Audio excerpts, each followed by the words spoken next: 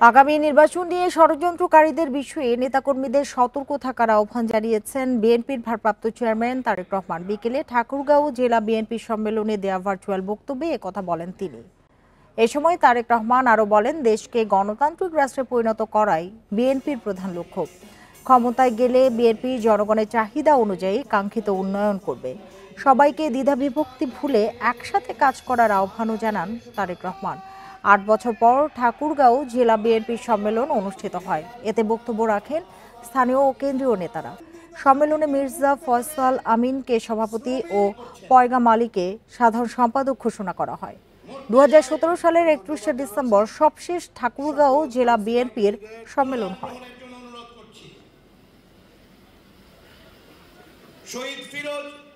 দেশে মানুষের কথা বলার অধিকার, ভোটের অধিকারকে কিভাবে ধ্বংস করে দেওয়া হয়েছিল। যখন এই দুটো ব্যবস্থাকে ধ্বংস করে দেওয়া হয়েছে, এর রিঅ্যাকশন হিসেবে প্রত্যেকটি জায়গায়, সেটি শিক্ষা ব্যবস্থা বলুন, অর্থনৈতিক ব্যবস্থা বলুন, যাই বলুন না কেন, সমাজের বিভিন্ন ব্যবস্থা বলুন, প্রত্যেকটি ব্যবস্থা ধ্বংস করে দেওয়া হয়েছিল।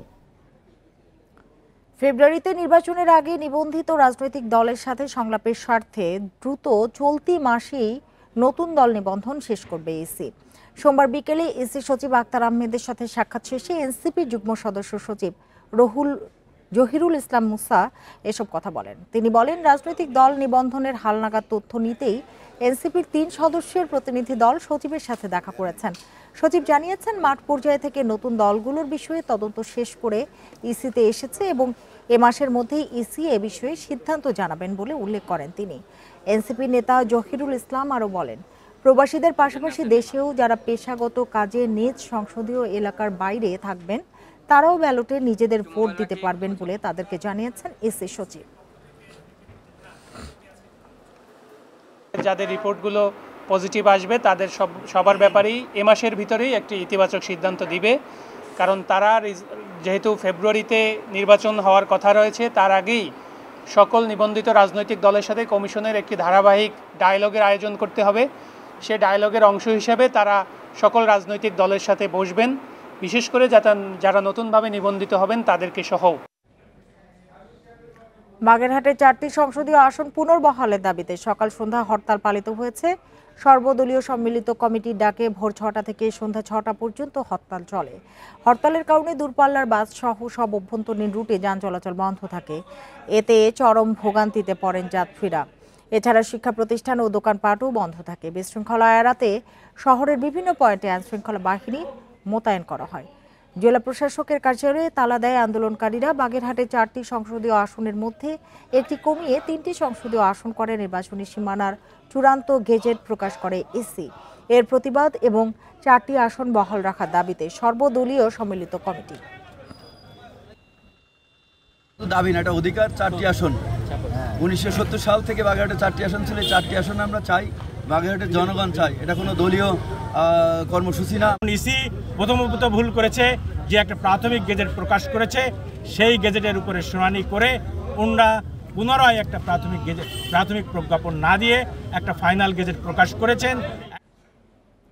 মব সৃষ্টি করে মুক্তিযুদ্ধ ও মুক্তিযোদ্ধাদের অপমান করা যাবে না। সেনাবাহিনী অতীতে যেমন মুক্তিযোদ্ধাদের সম্মান করত, বর্তমানে করে ও ভবিষ্যতেও করবে, একথা সাফ জানিয়েছে সেনা সদর।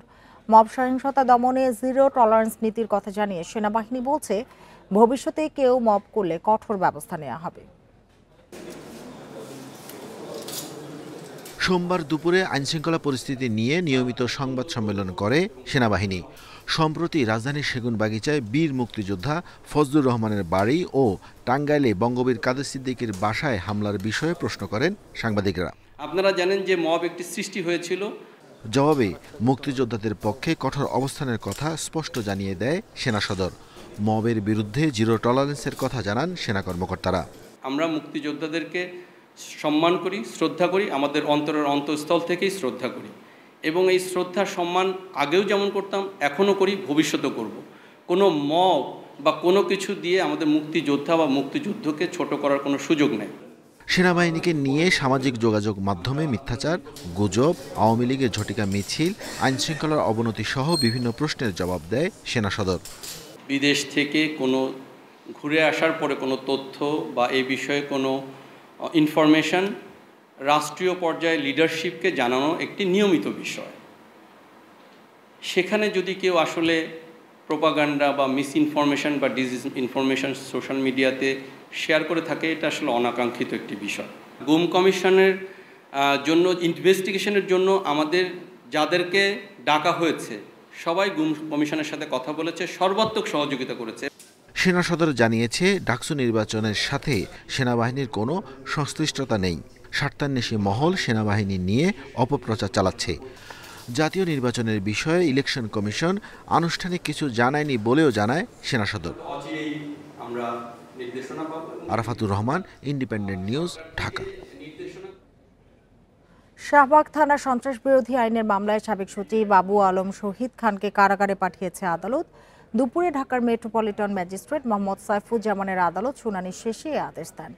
এদিন দুপুর 2:20 দিকে তাকে আদালতে হাজির করা হয়। মামলা তদন্তের স্বার্থে পরে ব্যাপক ও নিবিড় জিজ্ঞাসাবাদের জন্য আসামিকে পুলিশ হেফাজতে রিমান্ডের জন্য আবেদন করা হয়। শুনানি শেষে আদালত তাকে কারাগারে পাঠানোর আদেশ দেন।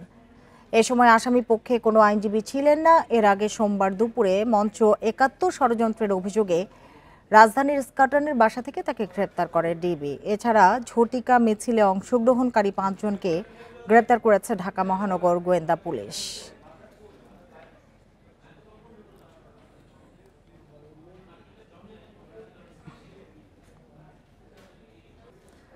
দুর্নীতি এবং সামাজিক যোগাযোগ মাধ্যম নিষিদ্ধের প্রতিবাদে সরকার বিরোধী বিক্ষোভে উত্তাল নেপাল। পুলিশের সাথে বিক্ষোভকারীদের সংঘর্ষে এ পর্যন্ত অন্তত 19 জন নিহত এবং শতাধিক আহত হয়েছে। কারফিউ ভেঙে পার্লামেন্ট ভবনের সংরক্ষিত এলাকায় ঢুকে পড়েছে ক্ষুব্ধ তরুণ তরুণীরা। নেপালের বিক্ষোভ নিয়ে আরও জানাতে সেখান থেকে যোগ দিয়েছেন নেপাল টেলিভিশনের senior news editor Shiksha Bhattarai. Miss Shiksha, welcome and thank you for joining us. First of all, I want to know what is the latest and current situation in Nepal? Actually, about the Gen Z protest, the Generation Z, the group of young people who had planned the protest, what they said will be a peaceful protest and demonstration. Actually, it's about the anti-corruption, they said it, but it turned out to be violent as the protest entered throughout the day. And so far, at least 18 people have lost their lives in the demonstrations. At various hospitals, more than 100 people have been injured. And the police said those among the killed are among the demonstrators themselves. And among the injured are 4 of the journalists who were covering the news at that time. The protesters even tried to storm the parliament building. They ripped off the one of the walls of the parliament, and then the police said they tried to intervene in their peaceful protest, what they said it. Ms. Shiksha, what led today's protest to turn in this violence, resulting in 19th death? As per the demonstrators' side, the police try to control or intervene in their peaceful protest, what they said. But as per the Ministry of Home Affairs, as per the spokesperson of the Ministry of Home Affairs, as the protesters turned more violent, they tried to storm the parliament building and try to enter the restricted zone, and they had to use force to control the demonstration. Could you explain what are the reasons behind the protest?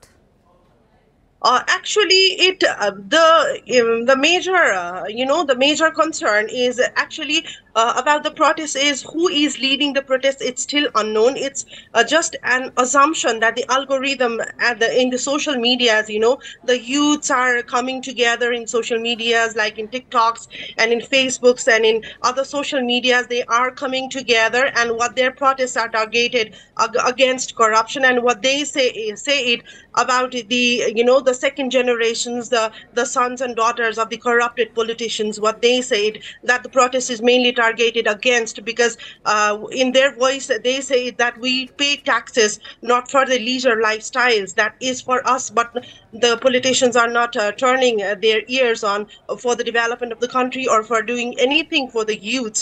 And that was there coming together for the protest. But actually it's very unclear who is leading the protest. It's actually the Gen Z, the Generation Z coming together within the social medias and have called for the demonstrations for today.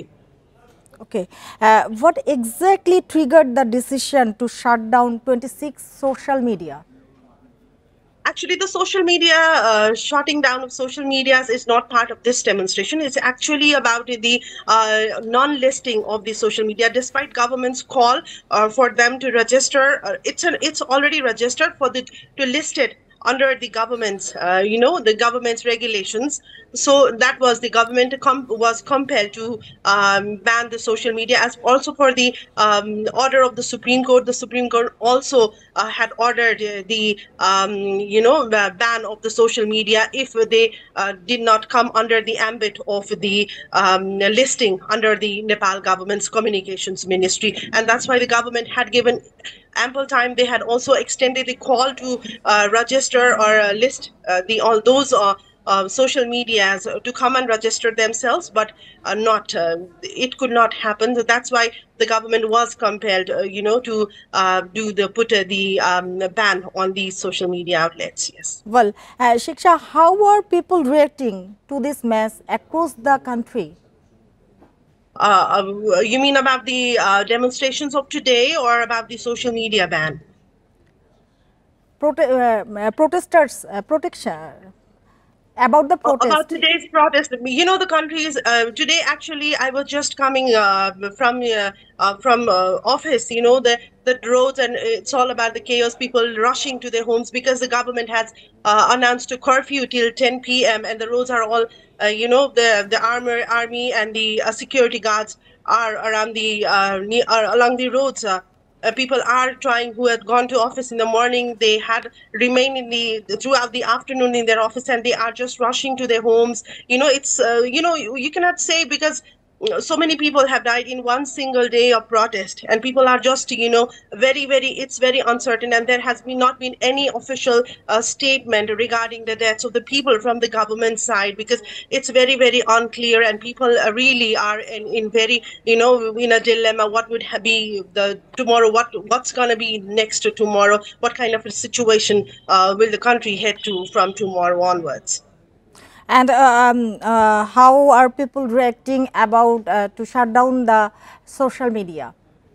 Yes, people, because social media has had a very, very greater impact, also in our country, like in other places as well. And shutting down, an immediate shutting down of those social media outlets have created among the certainly created outrage among the people, and certainly that decision of the government to shut those medias has also some role to play to fuel the protest of today about the Gen Zs. Yes. Ms. Shiksha Bhattarai, thank you so much for joining us. DUCSU নির্বাচনের vote গ্রহণকাল প্রায় 2 সপ্তাহে জমজমাট প্রচারণা শেষে এখন চলছে vote উৎসবের ক্ষণগণনা। সুষ্ঠু ভোট আয়োজনে চূড়ান্ত প্রস্তুতিতে ব্যস্ত ঢাবি প্রশাসন। চলছে ভোট কেন্দ্র ও বুথ স্থাপনের কাজ। এদিকে ছাত্রদল সমর্থিত প্যানেলের ভিপি, জিএস, এজিএস প্রার্থীর ফেসবুক আইডি ডিসেবল হয়ে গেছে বলে অভিযোগ পাওয়া গেছে। নির্বাচনের আগের দিন সাইবার অ্যাটাক করার অভিযোগ ছাত্রদলের ভিপি প্রার্থী আবিদের। অন্য ছাত্র সংগঠনগুলোর প্রার্থীরাও নির্বাচনে সুষ্ঠু পরিবেশ নিয়ে শঙ্কায় রয়েছেন। অনেক প্রার্থী নির্বাচনী আচরণবিধি লঙ্ঘন করলেও তেমন কোনো ব্যবস্থা নেওয়া হচ্ছে না বলে অভিযোগ উঠেছে। নির্বাচনে কারচুপির শঙ্কার কথা জানিয়েছেন কোনো প্রার্থী। তবে জাল ভোট নিয়ে সতর্ক থাকার কথা জানিয়েছে বিশ্ববিদ্যালয় কর্তৃপক্ষ। নির্বাচন উপলক্ষে আজ রাত 8টা থেকে টানা 34 ঘন্টা ঢাকা বিশ্ববিদ্যালয়ের সব প্রবেশ পথ সর্বসাধারণের জন্য বন্ধ থাকবে। এদিকে ডাকসু নির্বাচনকে কেন্দ্র করে আইন শৃঙ্খলা নিয়ে কোনো শঙ্কা নেই বলে জানিয়েছেন উপাচার্য। এই সময় শান্তিপূর্ণভাবে অনুষ্ঠিত হবে বলে আশা করেন তিনি। বিকেলে স্বরাষ্ট্র মন্ত্রণালয়ে আলোচনা শেষে ব্রিফিংয়ে এসব কথা জানান উপাচার্য।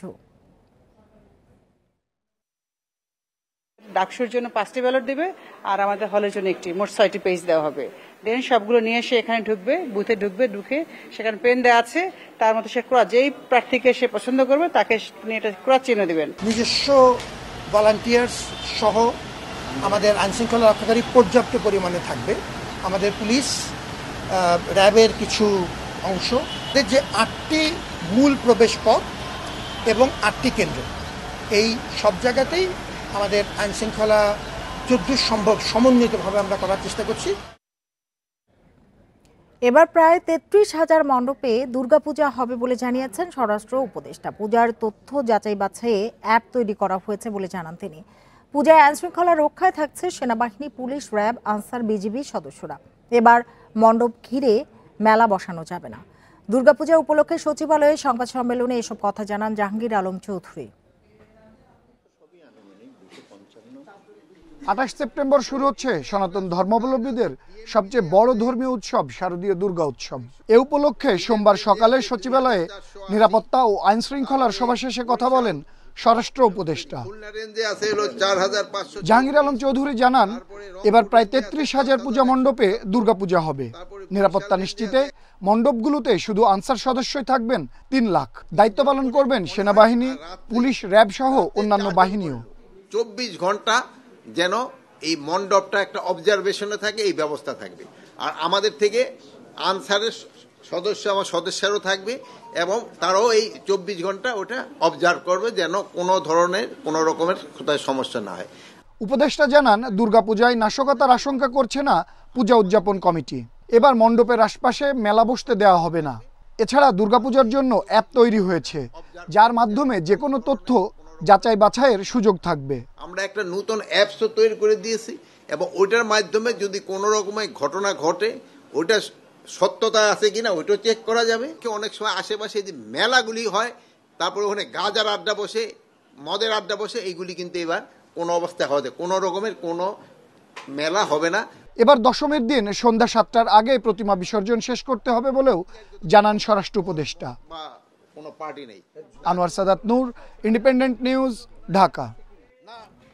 সাবেক এমপি আব্দুস সালাম মুর্শেদীর কর ফাঁকির প্রমাণ মিলেছে। 22 কোটি টাকা ফাঁকির তথ্য পেয়েছে আয়কর গোয়েন্দারা। দোষ স্বীকার করে এরই মধ্যে 3 কোটি টাকা পরিশোধ করেছেন তিনি। বাকি টাকা না দেয়ায় সোমবার তার ব্যাংক হিসাব জব্দ করেছে এনবিআর।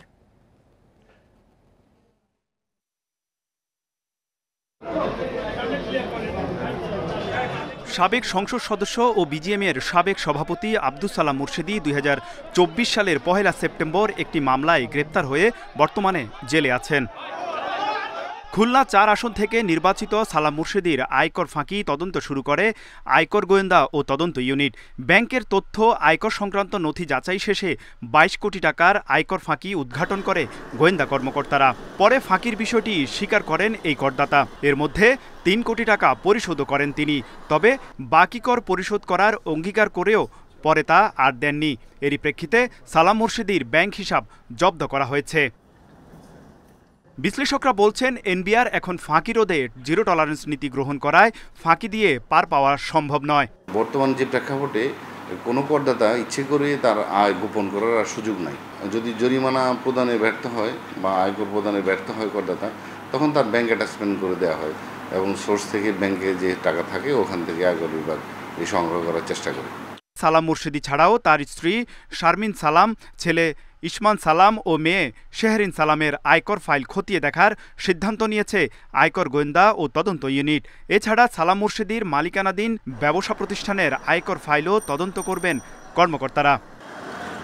তৌহিদ Rana, Independent News, Dhaka. Asia কাপে ভারত পাকিস্তান হাই ভোল্টেজ ম্যাচে আম্পায়ারিং করবেন বাংলাদেশের মাসুদুর রহমান মুকুল। এশিয়া কাপের গ্রুপ পর্বের ম্যাচ অফিসিয়ালদের নাম ঘোষণা করেছে এসিসি। 14 সেপ্টেম্বর দুবাইয়ে হতে যাওয়া বহুল আলোচিত ভারত পাকিস্তান ম্যাচে মাসুদুর রহমানের সঙ্গে থাকবেন শ্রীলঙ্কার রুচিরা পালিয়াগুরুগে। বাংলাদেশের মাসুদুর আগেও ভারত পাকিস্তানের ম্যাচ পরিচালনা করেছেন। 2022 এশিয়া কাপের গ্রুপ পর্ব এবং সুপার 4 দুটিতেই ছিলেন তিনি। এবারের এশিয়া কাপে মাসুদুর রহমানের পাশাপাশি বাংলাদেশের আরেক আম্পায়ার গাজী সোহেলও ম্যাচ পরিচালনা করবেন।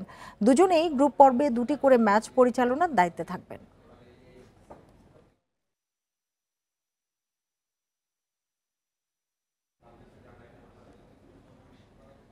ডাকসু নির্বাচনের ভোট গ্রহণকাল সুষ্ঠু ভোট আয়োজনে চূড়ান্ত প্রস্তুতিতে ব্যস্ত ঢাবি প্রশাসন। নির্বাচন উপলক্ষে আজ রাত 8টা থেকে টানা 34 ঘন্টা ঢাকা বিশ্ববিদ্যালয়ের সব প্রবেশ পথ সর্বসাধারণের জন্য বন্ধ থাকবে। সবশেষ পরিস্থিতি জানাতে ঢাকা বিশ্ববিদ্যালয় থেকে আমাদের সাথে যোগ দিয়েছেন সহকর্মী মামুনুর রহমান। মামুন, একটু জানতে চাই সুষ্ঠু ভোট আয়োজনে প্রশাসনের প্রস্তুতি সেটি নিয়ে তো বলবেনই। সাইবার অ্যাটাকের অভিযোগ পাওয়া গেছে, অনেকে পরিবেশ নিয়ে শঙ্কার কথা জানিয়েছেন। এই যে অভিযোগ, এগুলি নিয়ে কোনো ব্যবস্থার কথা প্রশাসন জানিয়েছে কিনা বা নিয়েছে কিনা?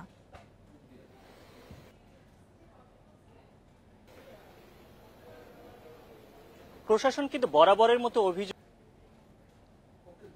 কিন্তু প্রশাসনের এই কথার সাথে কিন্তু যারা প্রার্থীরা রয়েছেন তারা কিন্তু প্রতিবারে ভিন্ন মত পোষণ করেছেন। তারা বলছেন সাইবার বুলিং এর মতো নিরাপত্তার বিষয়ের মতো যে গুরুত্বপূর্ণ বিষয়গুলো ছিল তারা কিন্তু প্রতিবারই তাদের নির্বাচনী প্রচারণা শেষে কিন্তু বলে যাচ্ছিল যে পর্যাপ্ত পরিমাণ সাইবার বুলিং এর ব্যাপারে কোনো ধরনের পদক্ষেপ নিতে পারেনি প্রশাসন, এবং তারা এক প্রকার ব্যর্থই সরাসরি প্রশাসনকে বলেছেন। কিন্তু প্রশাসন আজকে বিকালে যখন তাদের নিয়মিত প্রেস ব্রিফিং করেছেন, ব্রিফিং কিন্তু বলেছেন তারা যাদের বিরুদ্ধে ব্যবস্থা পাওয়া যাচ্ছে, যেসব পেজের বিরুদ্ধে ব্যবস্থা পাওয়া যাচ্ছে তা নিয়ে কিন্তু কথা বলছেন। বিটিআরসির সাথে টেকনিক্যাল ইস্যুতে যারা কাজ করছেন তাদের কাছে তারা জানিয়েছেন, এবং যারা অ্যাডমিন আছে যেসব পেজের অ্যাডমিনগুলোর সাথে তারা সতর্ক করেছেন, এবং যাদের বিরুদ্ধে প্রমাণ পাওয়া যাচ্ছে তাদের বিরুদ্ধে কিন্তু তারা বলছেন যে ব্যবস্থা নেওয়া হচ্ছে। এবং একজন শিক্ষার্থী থেকে বিগত কিছুদিন আগে একজন শিক্ষার্থী কিন্তু 6 মাসের জন্য তাদেরকে বহিষ্কারের মতো ঘটনা তারা উল্লেখ করেছেন।